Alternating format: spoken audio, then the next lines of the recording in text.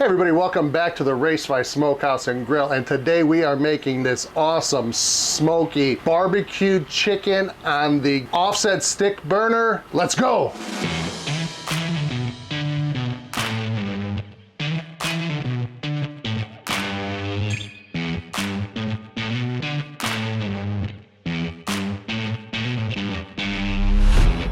So I recently ate at a barbecue joint called Eat the Bones, and I had their half chicken special, and it blew my mind. I knew I had to try to replicate it at home, so I've been working on it. I think I'm getting close. So first thing we did is we grabbed a whole chicken, and we're just gonna split this. I recommend having a good pair of kitchen shears. It makes it real easy. Otherwise, a heavy-duty knife could break through this. So we're gonna split along here. This is the backbone, and we wanna cut that backbone right out. Get both sides. See how easy that was with a good set of shears?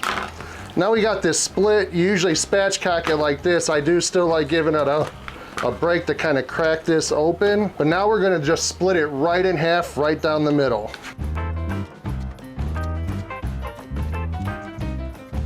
And there you have it. That's all it takes to split a chicken. Now we are gonna season these chicken halves up on both sides because there is meat and exposed areas under here. So we're just gonna season these up. Today I'm gonna be using the Heath Riles Cajun Creole garlic butter and the sweet barbecue rub. So we're gonna layer some flavors here.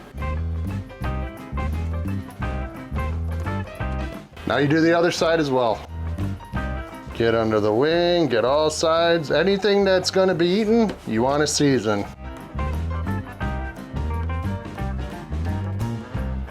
Now this combo is one of my favorites, and it's definitely gonna give you a lot of flavor and a lot of great color, but choose what's your favorite. Use what you like, use what you have at home, and you'll enjoy this recipe for sure.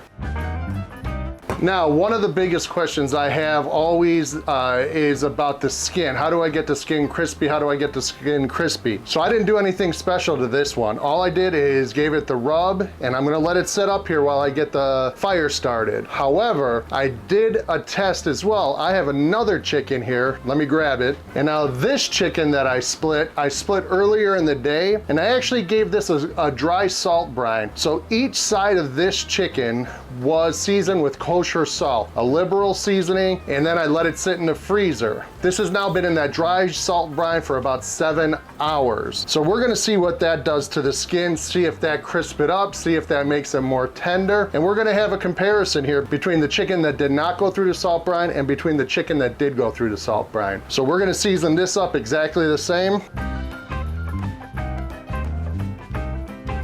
Flip and repeat. And this is smelling so good already. These are all seasoned up. We're gonna let them sit here, let that rub really set up on here. And in the meantime, we're gonna go get our smoker fired up because that's gonna take maybe a half hour to get to temperature. We're starting the Grand Champ XD with some Jealous Devil lump charcoal. Get that lit, get that in there, get a nice coal bed down. And then we're gonna be hitting it with splits of oak wood to impart that nice smoky flavor. So once this is up to temperature, we're gonna get these on the grill. We'll be back when it's time to throw these on. Grill's up to temp, chicken's looking good, that rub is set up nicely. We're running between 275 and 300 to try to keep that skin on the chicken somewhat crispy and bite through. I do have toothpicks in the one that had the salt brine and no toothpicks in the one that does not have the salt brine. Let's get these on.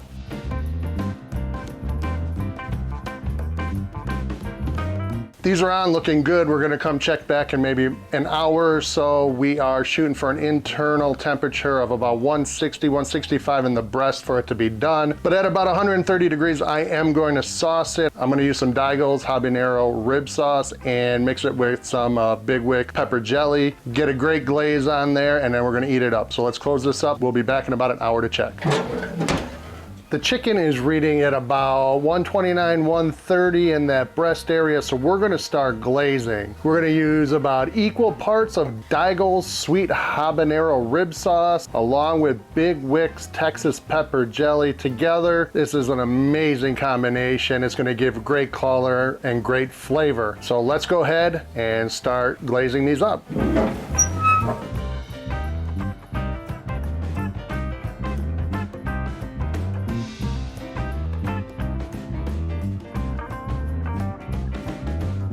These have the glaze on them. They are looking beautiful. So let's close it up real quick. We're temping in that 160 plus range, so we're gonna start pulling these off. They are looking fantastic. We're gonna give them a good 10-15 minute rest, let those juices redistribute, let that internal cooking keep going on, but we don't wanna overcook it and dry it out. So let's pull these off and try them out. We have our chickens done and they have been rested. I mean, take a look at these things. They just look absolutely beautiful. So now all we have to do is taste them. Now remember, we have our toothpick ones here that went through the salt brine. Non-toothpick ones, no salt brine. So I'm gonna hack off a piece of each, take a bite, see what happens. Really doesn't even need a knife, but what the heck. Oh man. Man, that's good. You get all these flavors playing together, that pepper jelly, that Daigle's rib sauce, you get those rubs all playing together. Man, it's so good and it's so juicy.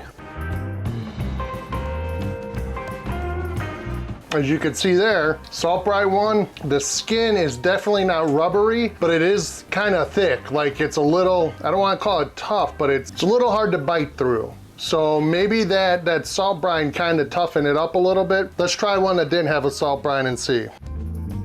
Again, you really don't even need a knife, but when you got a bad knife like this, might as well use it.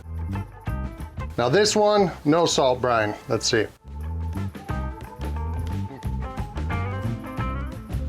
Absolutely delicious, and I'm gonna have to put my vote with the non-salt brine one. I thought that was gonna help dry out the skin, make it a little crispier, a little bit more bite through. Honestly, it just made it a little bit tougher. Still tastes fantastic, but just a little bit tougher on that bite through. The non-salt brine, it bit right through on the thigh and the leg, no issues. So I don't think you have to go through the step of doing the salt brine. Unless I did it wrong, let me know if you guys know a better way to make that skin crispier but still bite through. Anyhow, thanks guys for checking out the video. I appreciate you all. Check me out on social media, hit that like, subscribe button, and we'll talk to you all soon. Peace.